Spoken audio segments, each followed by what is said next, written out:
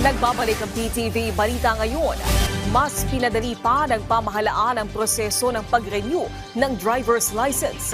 Formal na ilunsad ng DOTR, LTO at DICT ang online driver's license renewal system.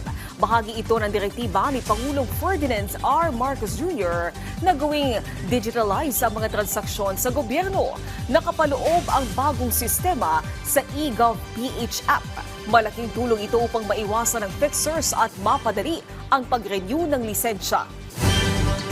Kinumpirma ng Malacanang ang pagkakatalaga sa dating journalist na si Dave Gomez bilang bagong kalihim ng Presidential Communications Office.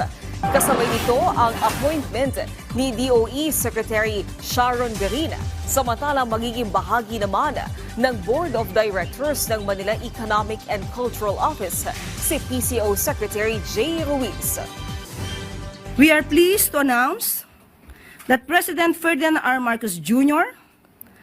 has appointed Mr.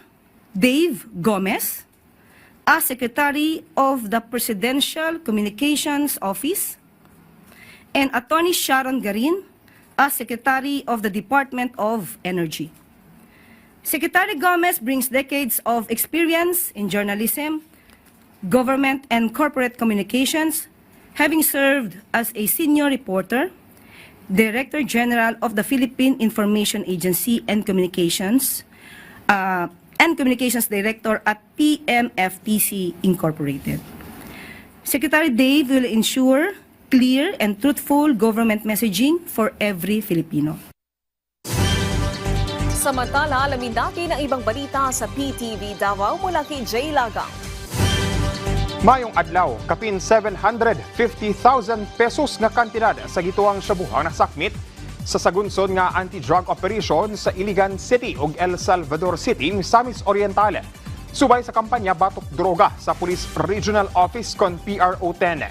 Netong Hulyo 4 ning tuiga gilusad sa mga kapulisan ang pag-serve sa search warrant batok ang alias Ruro, usa ka pintor nga taga Tibanga, Iligan City. Nakuha gikan kaniya ang 5 ka pakete sa gituang shabu nga nagkantidad ug kapin 400,000 pesos ug usa ka .45 caliber nga armas. Samtang netong Hulyo 5 sa Amoros, El Salvador City, si Kupsab ang usa ka high-value individual nga inilang si alias Kulot, 23 anyos. Nakuha gikan kaniya ang 7 ka pakete sa gituang shabu nga nagkantidad og kapin 350,000 pesos. Magatubang sa kasong paglapas sa Republic Act No. 9165 ug sa Republic Act No. 10591 ang duha ka dinakpan. Giturn over na sa Protected Area Management Office sa Sarangani Bay Protected Seascape ang 7 ka fiberglass tanks ug 7 ka heavy duty stretchers sa 7 ka LGU or coastal LGU sa Sarangani Bay netong Hulyo 4 ning tuiga. Ang mga nakadawat sa mga gamit mao ang mga LGU sa Glan, Malapatan, Alabel, Maasim, Kiampa, Maitom ug sa General Santos City. Ang fiberglass tanks nga marine grade ug adunay drainage system gamiton sa pag-stabilize sa mga na-stranded nga mga dagkong hayop sa dagat atol sa ilang rescue operations. Ang stretchers nga UV resistant ug adunay high strength fabric, adunay 14 padded handles ug dunay kapasidad nga mabitbit ang hayop nga moabot sa 300 kilos ang timbang.